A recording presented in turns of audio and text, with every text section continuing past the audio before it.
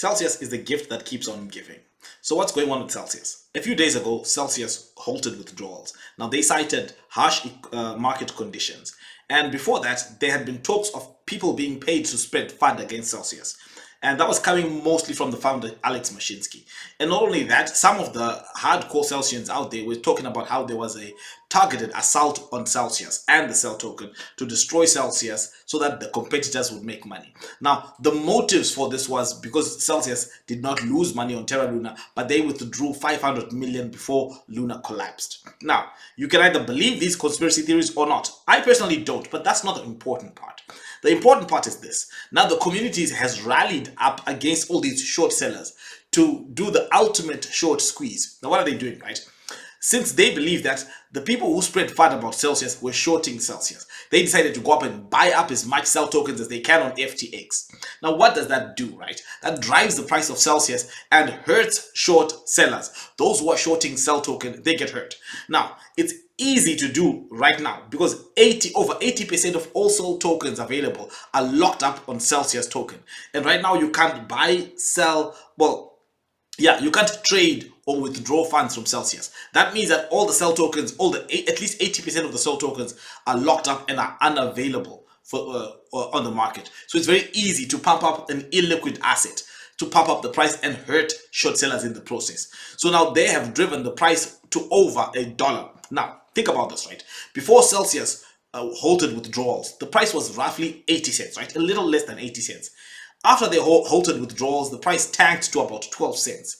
And then this short squeeze, the token went from 12 cents to over $1 in a short period of time.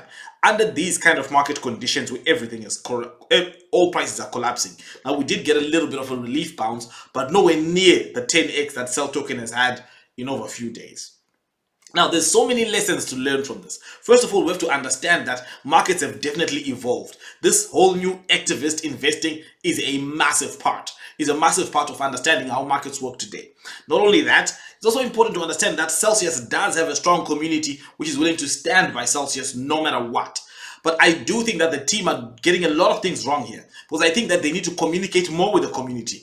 If you look at how much the community is sacrificing right now, they're probably underwater. They have loans that are underwater. They're getting liquidated and they cannot do anything about it because their funds are locked up in Celcius. But yet they're still standing up and still fighting to preserve whatever's left of Celcius. So I do think that the team needs to communicate with the community and let them know where they stand, where things are, the honest truth, and how they hope to get out of this situation they're in, and how much the community can expect to get out of this. Is it 50%? Is it 60%? Is it 100% of your money? Right? I think maybe they need to communicate this as well. And look, in all honesty, I never liked the strategy that Celcius did. I mean, they were expanding like any other crypto company during the bull run, but they were doing it in a very centralized way. I think it's not smart. They were using dangerous DeFi applications to earn yield. Why didn't they just create the DeFi plays themselves? Because if your company is overly centralized, it makes it really, really difficult. Because even if they go through this whole situation, how can the token survive? Well, the token is so connected to the company, so connected to the success of the company. If they were building these decentralized applications, I think they could survive with or without the Celcius team. If you look at BNB started as an exchange token that made money from fees generated on the Binance exchange. But it has since evolved, and now majority of the burns of BNB come from the Binance Smart Chain, which is now called BNB Chain, right? Build and Build Chain. So I think that Celcius should have been building the tools that they were using in DeFi. They should have been building the DeFi platforms that they were using. Because they were not, they put themselves at extra significant risk. They lost money playing in degen DeFi applications that some of them were not really completely responsible in how they handled depositors' money.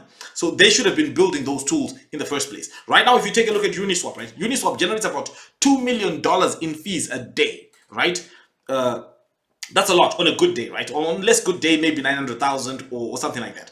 Those are massive amounts of capital profit being generated. I do think that this whole crypto space really shifts how businesses and how people operate and what it is.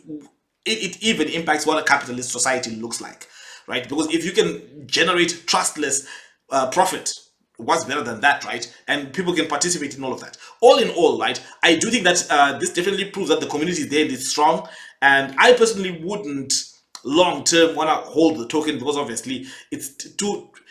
I, I honestly don't know if Celsius will survive, but I'm definitely impressed by what the community has done. I think it's incredible. It shows a lot of faith in the Cell team. So hopefully they win because of that. But all in all, if it does come back, I do think that they need to start decentralizing more and not be too much of a centralized entity. I don't think that the crypto space is all about centralization. I think it's all about decentralization. The fact that they can hold withdrawals means centralization bad. If you need to create trustless entities that people can earn that yield in a trustless manner, and those tools exist, I mean, you don't even need to reinvent the wheel, right? They can create a swap. They already have the whole fund, so 1 million people. That means they have 1 million users. Create their own decentralized swap protocol.